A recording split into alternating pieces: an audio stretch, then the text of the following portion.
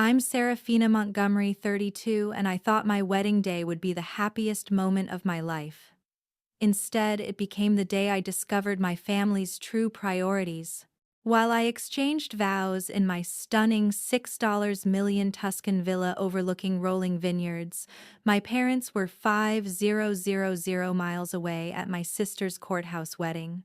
What they didn't know was that their choice would cost them everything they'd built over 30 years. Sometimes revenge isn't planned, it's simply the natural consequence of betrayal. Before we dive into this wild family drama, I'd love to know where you're watching from. Drop your location in the comments below. If you're ready for a story about family betrayal, ultimate revenge, and sweet, sweet justice, smash that like button and subscribe for more incredible stories. Trust me, you won't believe how this family power play ends. Now let's get into the chaos. Growing up as the eldest Montgomery daughter should have been a privilege, but instead it felt like wearing a crown made of thorns. My parents, Richard and Vivian Montgomery, built their fortune in commercial real estate, owning half the shopping centers in our Connecticut town. They raised me to be their legacy: private schools, violin lessons, equestrian training, and an MBA from Wharton. I was groomed to take over the family business empire. Then came Melody, born when I was 8 years old. Where I was measured and disciplined, Melody was spontaneous and charming. Where I studied late into the night, she effortlessly sailed through school on natural intelligence and charisma. My parents called her their miracle baby, their ray of sunshine.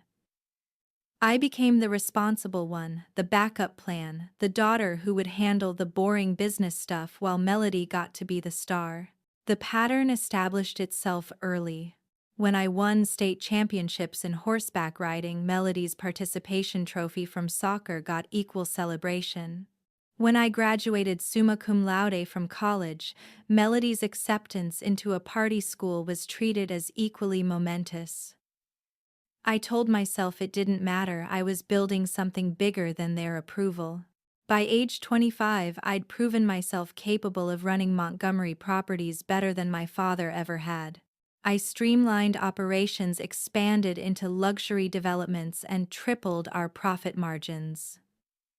The business that had been struggling under Dad's old-school methods flourished under my leadership. I worked 80-hour weeks, sacrificed social relationships, and dedicated every waking moment to the company. During this time, I met James Whitmore at a real estate conference in Manhattan. James was a successful investment banker from old Boston money, exactly the kind of man my parents had always said I should marry.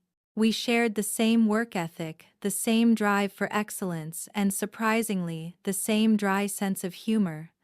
Our relationship developed naturally over 2 years of conferences, business dinners, and stolen weekends. When James proposed at the top of the Empire State Building with a stunning 5-carat diamond, I thought my parents would be thrilled. Instead, their response was lukewarm congratulations, followed by immediate concerns about timing and cost. "Weddings are so expensive, darling," my mother said, already calculating expenses. "Perhaps something small and elegant would be more appropriate." Meanwhile, Melody had been drifting through her mid-20s, working part-time at a yoga studio and dating a rotating cast of struggling artists and musicians. She was 24, still living in the guest house behind my parents' mansion and showing no signs of settling down. Everyone assumed she'd eventually mature and find her path, but nobody expected her to suddenly announce she was engaged to Trevor, a local bartender she'd known for exactly 3 months. The family dinner where both engagements were discussed remains burned into my memory. I'd carefully planned my announcement, bringing champagne and having James present to meet my parents properly. We talked about our vision for an elegant celebration, perhaps, at the country club, where I'd spent countless hours at charity events and business functions. Then Melody arrived late as usual, bursting through the dining room doors with flushed cheeks and wild excitement. "I have news," she announced, not noticing our champagne glasses or the serious conversation she'd interrupted. Trevor proposed. "We're getting married." The room's energy shifted instantly. My parents' polite interest in my wedding plans transformed into genuine excitement for Melody's spontaneous romance. "How wonderful!" my mother exclaimed, rushing to embrace her youngest daughter. "Tell us everything." Trevor, it turned out, had proposed during a hiking trip using a ring he'd bought at a pawn shop. Melody gushed about how romantic and authentic it felt, how they wanted something completely different from traditional weddings. My father, who had been questioning every detail of my wedding budget minutes before, was suddenly charmed by their refreshing approach to love. "We're thinking something really soon," Melody continued. "Like next month. We don't want to wait, and we don't need anything fancy. Maybe just close family at the courthouse, then a casual party at that little vineyard outside town." Next month. The same month I'd been planning my wedding for over a year. I watched my parents exchange glances, and I knew. In that moment I understood that Melody would always be their priority, their favorite, their ray of sunshine who could do no wrong. My carefully planned celebration, the culmination of years of perfect behavior and business success, would always come second to her spontaneous whims. That night I made my first decision that would change everything. Instead of confronting my parents about the obvious favoritism, I called my travel agent and booked a venue that would make my wedding unforgettable: my own $6 million villa in Tuscany. Purchasing Villa Serenità had been my secret rebellion, bought 2 years earlier, with money I'd earned from a particularly lucrative deal my parents knew nothing about. Hidden in the hills outside Florence, the 18th-century estate featured 12 bedrooms, formal gardens, a private vineyard, and views that belonged on postcards. I'd told myself it was an investment property, but deep down I knew it was my escape route, my proof that I could create something beautiful without my family's approval or involvement. The villa represented everything I'd built independently. While working for Montgomery Properties, I'd also been quietly developing my own portfolio of luxury real estate investments. The Tuscan property was purchased through a series of European shell companies, keeping it completely separate from anything my parents could claim or control. It was mine entirely and absolutely. When I announced my new wedding plans, the family reaction was predictably mixed. James was initially stunned by the extravagance but quickly embraced the romance of it all. His parents, sophisticated Bostonians who appreciated grand gestures, were delighted by the European elegance. My parents, however, were horrified. "Tuscany," my mother repeated, as if I'd suggested getting married on Mars. "Serafina, that's completely impractical. How would our friends and family get there? The expense of travel, the complications with international arrangements, it's simply too much." My father was more direct. "This seems like a reaction to Melody's announcement," he said during a tense family meeting in his study. "You're making an emotional decision that you'll regret. The country club would be perfect for you, elegant, convenient, and appropriate for our social circle." But I'd already committed to the vision. James and I sent out invitations to an intimate celebration for 50 guests at Villa Serenità. We arranged for a luxury travel package that would cover flights and accommodations for anyone important enough to prioritize our wedding. The guest list was carefully curated: close friends, business associates, who respected our success, and family members who had shown genuine support over the years. Notably absent from our generous travel arrangements were my parents and Melody. They were invited, of course, but they would need to handle their own logistics. After years of having everything handed to them, I decided they could demonstrate their commitment to my happiness through their own effort and expense. The response was telling. James's family immediately booked their flights and began planning their Italian wardrobes. My college friends treated it as the luxury vacation they'd always dreamed of. Several business colleagues saw it as an opportunity to network in a stunning setting. But my parents hesitated, complained about timing, and suggested we reconsider our impractical plans. 3 weeks before my wedding date, the phone call came that would define our relationship forever. Darling, my mother began using the tone she reserved for delivering disappointing news. We need to talk about the wedding situation. I was in my Manhattan apartment, reviewing final details with my wedding planner via video call from Italy. Flowers had been arranged, the menu had been finalized, and the photographer was ready to capture every moment of what would be the most beautiful celebration of my life. What about it? I asked, though I already knew. Well, with Melody's wedding being so soon and so much simpler to attend, we've been thinking. She paused, allowing my father to take over the conversation. Your mother and I have decided we should prioritize Melody's celebration, he said, with characteristic directness. It's more practical for us to attend, it's local, and frankly, it feels more like a real family gathering. Your Italian wedding feels more like a vacation than a family event. The words hit me like a physical blow. Not because they were unexpected, but because they confirmed everything I'd feared about my place in the family hierarchy. After 32 years of being the perfect daughter, the successful businesswoman, the one who had literally built their fortune into something substantial, they were choosing my sister's 3-month courtship over my carefully planned celebration. You're not coming to my wedding? I asked, needing absolute clarity. We think you'll understand, my mother interjected. Melody really needs our support right now. She's so young and this is all happening so fast. You're established, you're successful, you have James's family there. Melody just has us. The conversation continued for 20 minutes, but I stopped listening after that moment of crystal clear truth. My parents had made their choice and it wasn't me. It had never been me. That night, I called my lawyer and made the second decision that would change everything. I scheduled a meeting to discuss removing my parents from all leadership positions at Montgomery Properties and transferring their shares to myself. After years of building their business, it was time for me to own what I'd created. But first, I had a wedding to attend my own. You know what? Before we get to the wedding itself, I need to pause here because this is where everything really starts to get intense. If you're feeling that same anger I felt when my parents made their choice, drop a fire emoji in the comments. And if you think you know where this story is going, trust me, you don't. Make sure you're subscribed because the revenge portion of this story is absolutely going to blow your mind. Villa Serenità in early June was nothing short of magical.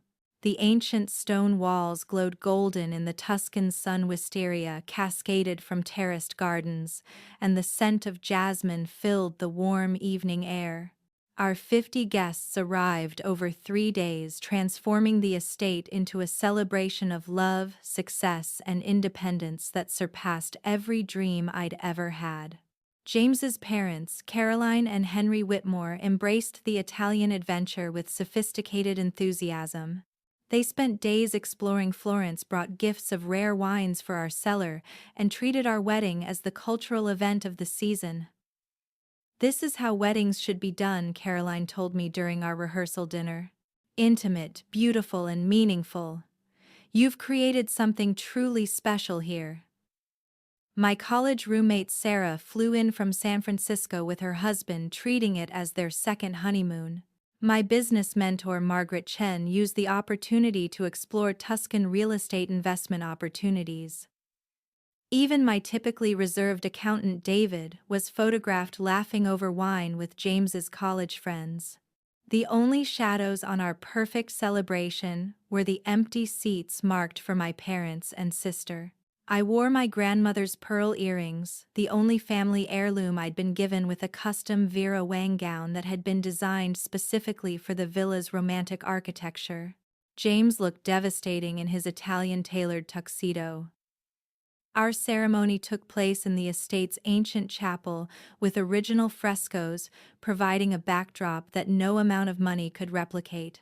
Father Giuseppe, the local priest who had blessed the villa for centuries, conducted our ceremony in a mixture of English and Italian that made even our non-religious guests tear up.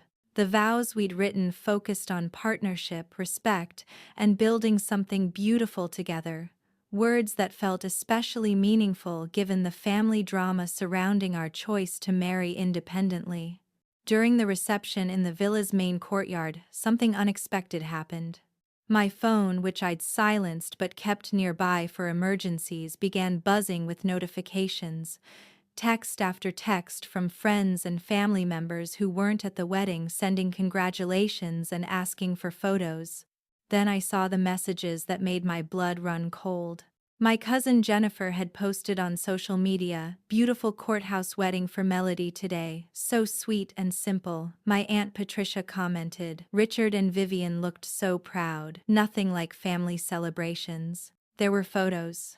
My parents dressed in their finest outfits, beaming with joy as they posed with Melody and Trevor outside the county courthouse. My mother was wearing the designer dress she'd bought for my wedding, the one she'd told me was too elegant for an Italian destination celebration. But the image that broke my heart was of my father walking Melody down the courthouse steps. His face showed pure paternal pride, the expression I'd dreamed of seeing on my own wedding day. He'd given Melody the moment I'd always imagined sharing with him while I was 5,000 miles away, creating my own magic without him. James noticed my distraction during our first dance. "Hey," he whispered, spinning me gently on the terrace overlooking the valley. "Whatever's happening with your family, it's their loss. Look around, look at this celebration we've created. Look at the people who chose to be here." He was right. The guests who had made the effort to join us in Italy were having the time of their lives. The combination of luxury, beauty, and genuine joy created an atmosphere that felt more like a week-long celebration than a single event. These were people who valued our relationship enough to invest time, money, and effort into celebrating with us. But as I smiled and danced and accepted congratulations from people who truly cared about our happiness, I was also calculating. My parents had made their choice clear through their absence.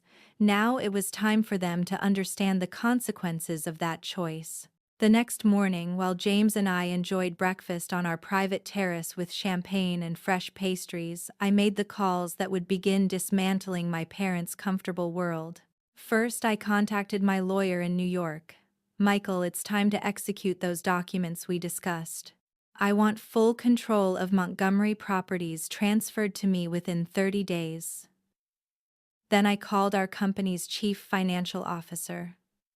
"Rebecca, we need to schedule an emergency board meeting for when I return. There are going to be some significant leadership changes." Finally, I made the call that would hurt them most. I contacted the country club where my parents had been members for over 20 years, where they hosted their business dinners and charity events, where their social status was most visible. "This is Serafina Montgomery," I said to the membership director. "I need to discuss my parents' membership account. As of today, I'll no longer be guaranteeing their dues or event expenses." What my parents didn't know was that their country club membership, like many of their luxury expenses, had been quietly subsidized by Montgomery Properties for years.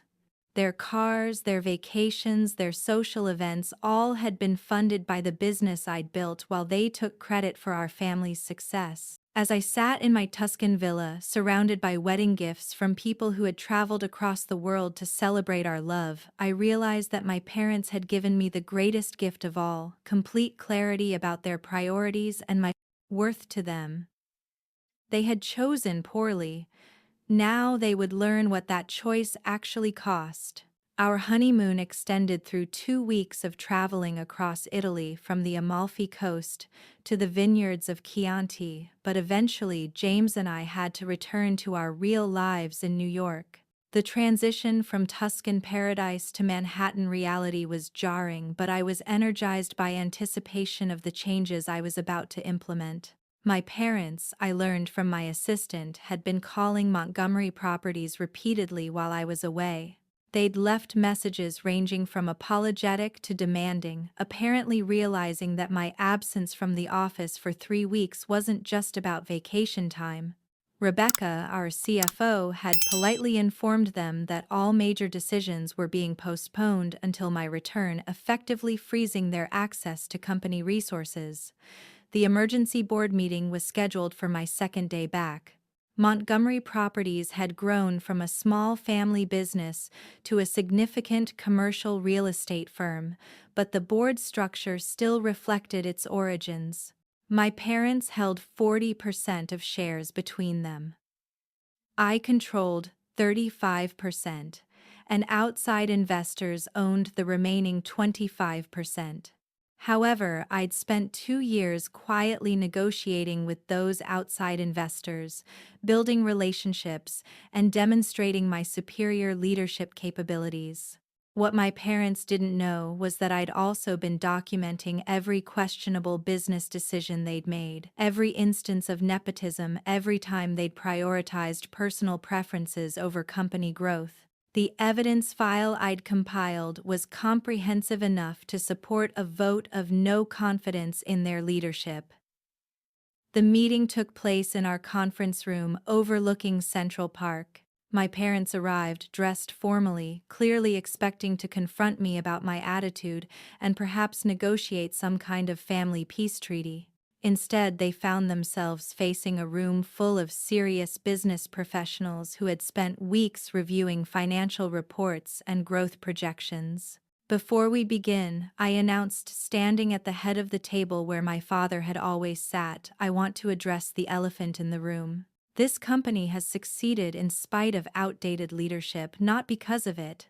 Our growth over the past 5 years has come entirely from new strategies, new markets, and new approaches that certain board members have consistently opposed. My father's face reddened. Serafina, this is highly inappropriate. We're family. Family, I interrupted, was what I thought we were celebrating in Italy last month. But since you made it clear that business and family are separate priorities, let's treat this as purely business. The presentation I delivered was devastating. I showed how every major profitable deal had been initiated and managed by me. I demonstrated how properties they'd wanted to keep had stagnated, while properties I'd recommended acquiring had doubled in value. I presented a 5-year growth plan that required leadership willing to embrace innovation and expansion. Then I called for the vote that I'd been planning for months. I motioned for the removal of Richard and Vivian Montgomery from all executive positions within Montgomery Properties, effective immediately. Their shares will be bought out at current market value with payment terms to be negotiated separately. The silence in the room was profound. My mother looked genuinely shocked, as if she'd never considered that their behavior might have consequences. My father appeared to be calculating frantically, probably realizing for the first time how much of their comfortable lifestyle depended on company resources. The vote was unanimous among the outside board members. Even Rebecca, who had worked with my parents for 15 years, supported the motion.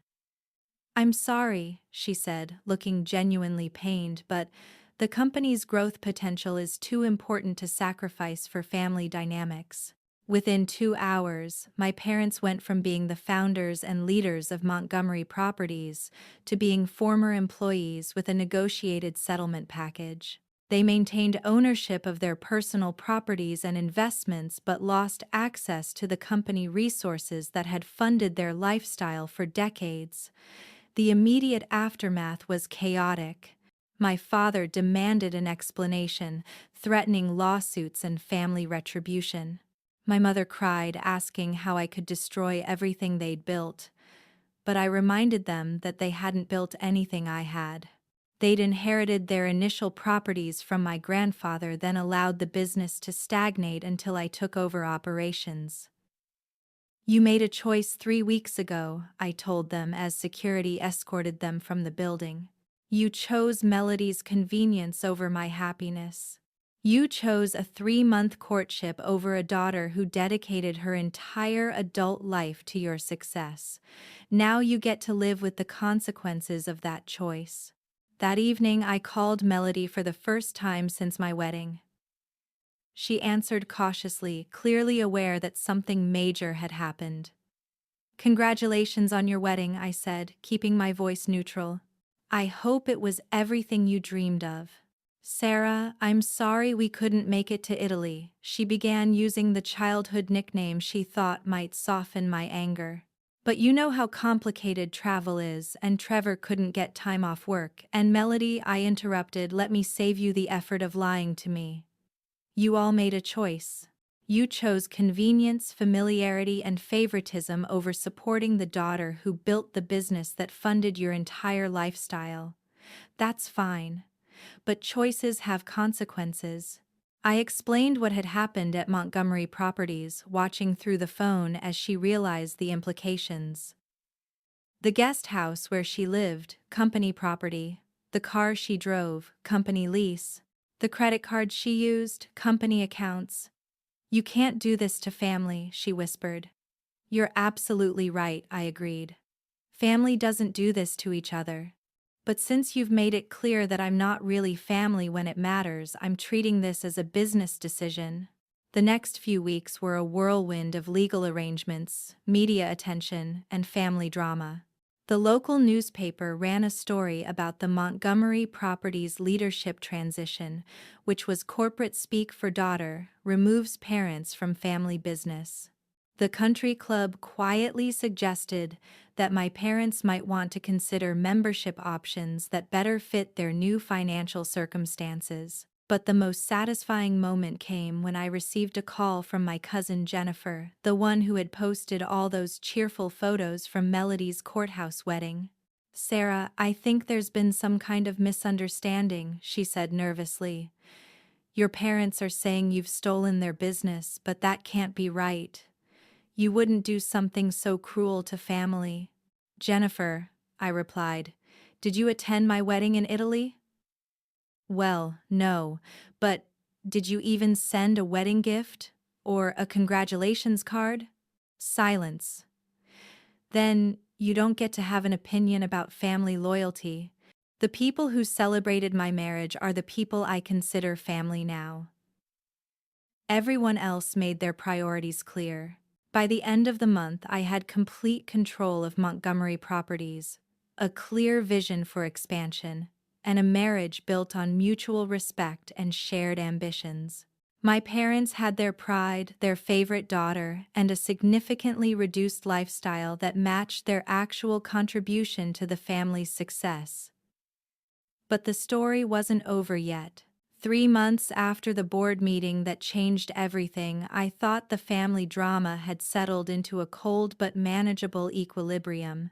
My parents were learning to live within their actual means. Melody was discovering what life looked like without unlimited financial support, and I was focused on expanding Montgomery Properties into new markets. James and I had settled into married life in our Upper East Side penthouse, planning renovations for Villa Serenità and discussing whether to start a family. Then Hurricane Chloe hit the Connecticut coast. The Category 2 storm wasn't the strongest hurricane on record, but it struck at high tide during a full moon, creating storm surges that devastated coastal properties throughout the region. My parents' mansion, built on prime waterfront real estate, took a direct hit. The first floor flooded, completely destroying furniture, artwork, and decades of family memorabilia. The guest house where Melody lived was even worse, essentially uninhabitable. I learned about the damage through news reports, not family communication. Local television showed aerial footage of flooded neighborhoods, and I recognized my childhood home among the damaged properties. The house where I'd grown up, where I'd practiced violin in the conservatory and studied for exams in the library, was sitting in 4 feet of contaminated seawater. My first instinct was to call and offer help. Despite everything that had happened, these were still the people who had raised me, But when I tried calling my parents' house, the phones were dead. When I tried their cell phones, the calls went straight to voicemail. It was James who suggested I check social media for updates. Maybe someone in the extended family has posted information, he said, scrolling through news feeds about storm damage. What I found there changed everything again. Melody had created a GoFundMe page titled, "Help the Montgomery Family Rebuild After Hurricane Chloe." The page featured photos of the flooding, emotional descriptions of losing everything, and a fundraising goal of $250,000. But it was the text that made my blood boil. Our family has always been about love, support, and sticking together through hard times, the page read. My parents, Richard and Vivian Montgomery, are pillars of our community who have given so much to others over the years. Now they need our help to rebuild their home and their lives after losing everything in the hurricane. My sister Serafina has her own successful business and doesn't need community support, but our parents are starting over and could use every dollar of assistance. The page had already raised $15,000 from friends, neighbors, and business associates who remembered my parents' years of community involvement. There were dozens of comments expressing sympathy and pledging additional support. People were treating my parents as victims of both natural disaster and family cruelty. What the GoFundMe page didn't mention was that my parents' house was insured for full replacement value. It didn't mention that they had substantial savings from the buyout of their Montgomery Properties shares. It certainly didn't mention that their losses were primarily material possessions that could be replaced, not the kind of devastating poverty that typically warranted crowdfunding. I screenshotted everything and called my lawyer. "Michael, I need you to research something for me. If someone solicits charitable donations under false pretenses, what are the legal implications?" While he looked into fraud statutes, I did my own research. I called my parents' insurance company posing as a family member seeking information about their claim status. I contacted their bank to verify the status of their accounts. I even called the contractor who had installed their renovations 5 years earlier to get estimates for flood damage repairs. What I discovered was that my parents were in no way financially devastated by the hurricane. Their insurance would cover 90% of replacement costs. Their savings, even after their reduced income, were more than sufficient to handle the deductible and temporary living expenses. They had family members offering guest rooms and financial assistance. The GoFundMe campaign was pure manipulation designed to generate sympathy donations while painting me as the heartless daughter who had abandoned her family in their time of need. That night I created my own social media post. "I've been made aware of a fundraising campaign claiming my parents need community support after hurricane damage. While I sympathize with anyone affected by natural disasters, I want to clarify some facts for those considering donations.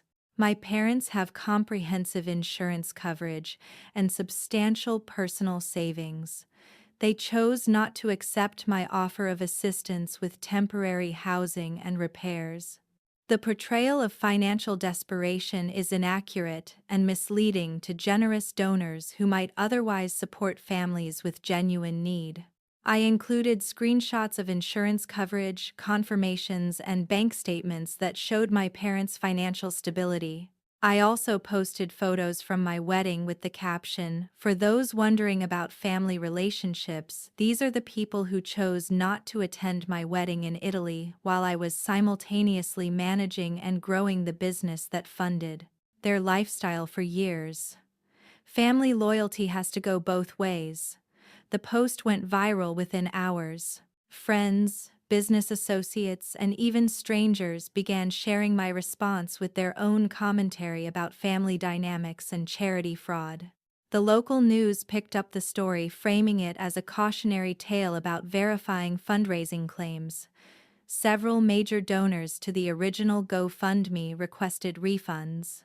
But the real bomb dropped when my cousin Jennifer, clearly trying to defend my parents, made a public comment that revealed information she shouldn't have known. Serafina is just bitter because she found out about the will changes, Jennifer wrote on Facebook. Maybe if she hadn't been so cruel to family, she wouldn't have been written out of the inheritance completely.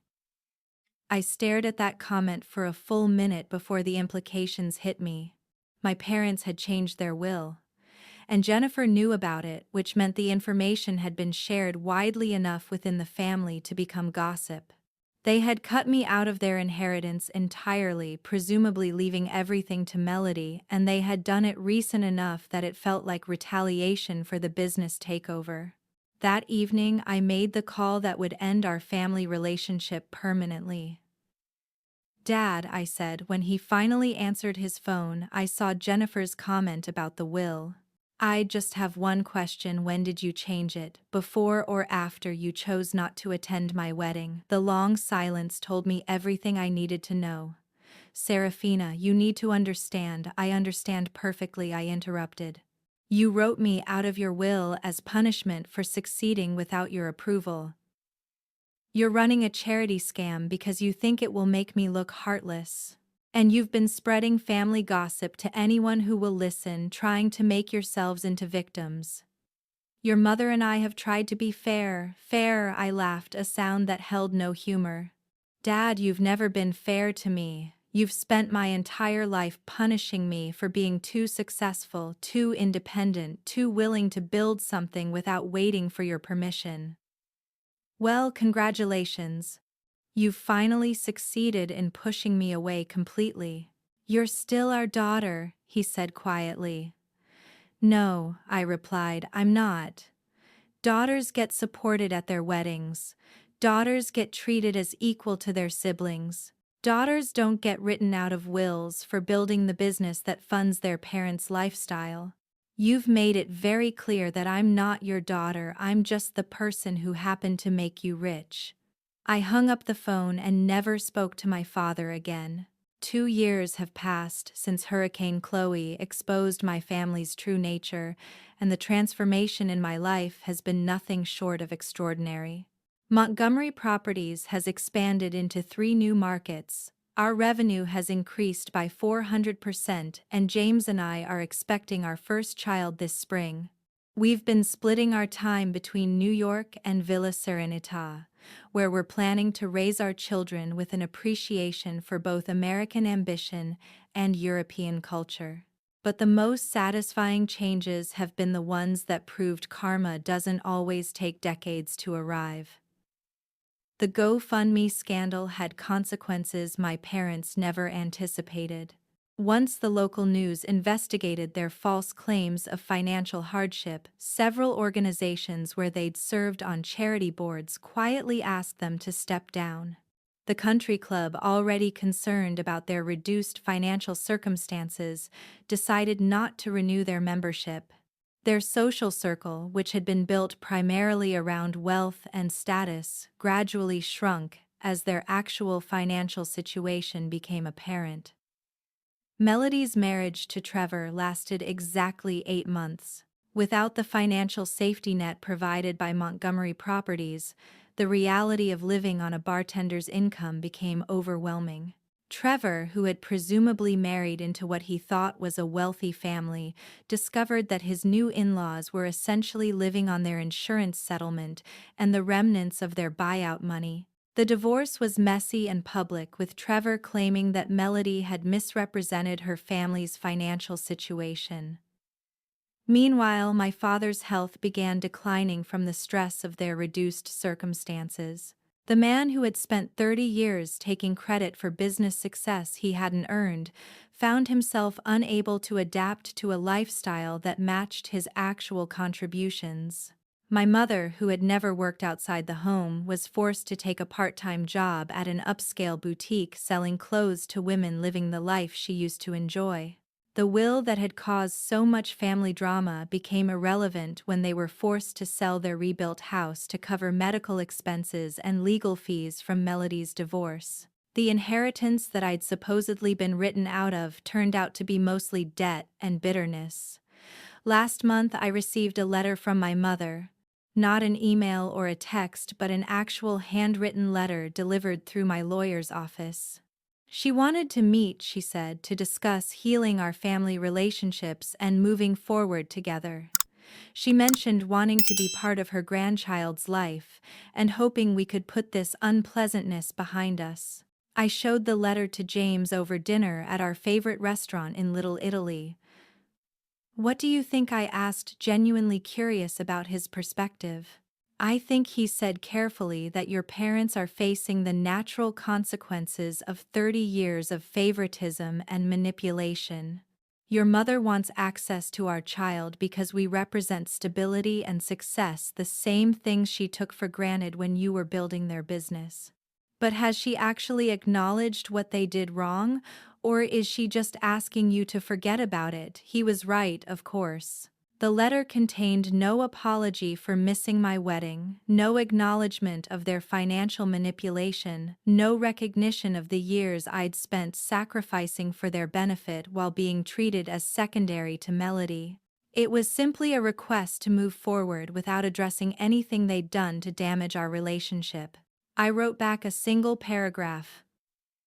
Mom, I'm building a family based on mutual respect, genuine support, and unconditional love.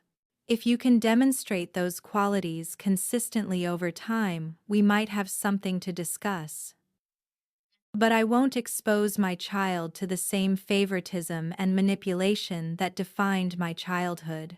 My children will know they're valued equally, celebrated authentically, and supported unconditionally. If you're ready to offer that kind of love, prove it through your actions, not your words. I never received a response. These days I measure success differently than I used to. Yes, Montgomery Properties is thriving beyond anything my parents could have imagined. Yes, James and I have built a life of luxury and accomplishment that spans 2 continents. But the real victory is simpler. I've created a family starting with my marriage and growing with our coming child, where love isn't conditional on meeting other people's expectations. The people who attended our wedding in Italy remain our chosen family. They're the ones planning baby showers and offering to help with late-night feedings. They're the ones who celebrate our successes without calculating what they might gain from our relationship. They're the ones who proved that family is about showing up, not just sharing DNA. Sometimes I wonder if my parents learned anything from watching their golden child's life fall apart while their difficult daughter thrived. I wonder if they ever connected their favoritism with Melody's inability to build lasting relationships or financial independence. I wonder if they recognize that the business success they took credit for was actually created by the daughter they consistently undervalued. But mostly, I don't wonder about them at all. I'm too busy building something beautiful with people who choose to be in my life because they genuinely value what I bring to theirs. The villa in Tuscany is being renovated with a nursery that overlooks the vineyards. Our child will grow up understanding that love is demonstrated through presence, support, and respect, not through empty words or conditional approval. They'll understand that success requires hard work and integrity, and that sometimes the healthiest choice is walking away from people who don't appreciate your worth. My parents taught me valuable lessons about family dynamics, even if they weren't the lessons they intended. They showed me that unconditional love isn't actually unconditional if it depends on being the easy child. They demonstrated that financial support can be a form of manipulation. Most importantly, they proved that sometimes the greatest gift toxic people can give you is making their priorities so clear that you have no choice but to build something better without them. So here's my question for all of you who've stuck with this wild journey. Have you ever had to choose between family loyalty and your own self-respect? When someone shows you their true priorities, do you believe in giving endless second chances? Or do you think sometimes the kindest thing for everyone is accepting that some relationships have run their course? Drop your thoughts in the comments. I read every single one, and I'm genuinely curious about your experiences with family drama and karma coming full circle. If this story resonated with you, hit that like button, because it helps more people find these real-life stories about family dynamics and personal growth. Subscribe and ring the notification bell because I share more incredible tales about life lessons, relationship boundaries, and what happens when people finally get the justice they deserve. And please share this video with anyone who might need to hear that it's okay to prioritize your own happiness even when family members try to make you feel guilty about it. Thank you so much for listening to my story, and for all the incredible support you show in the comments. I hope this tale reminds you that you deserve relationships built on genuine love and respect, not manipulation and favoritism. Here's to building the families we deserve, whether they're the ones we're born into or the ones we choose for ourselves. Take care, and I'll see you in the next story.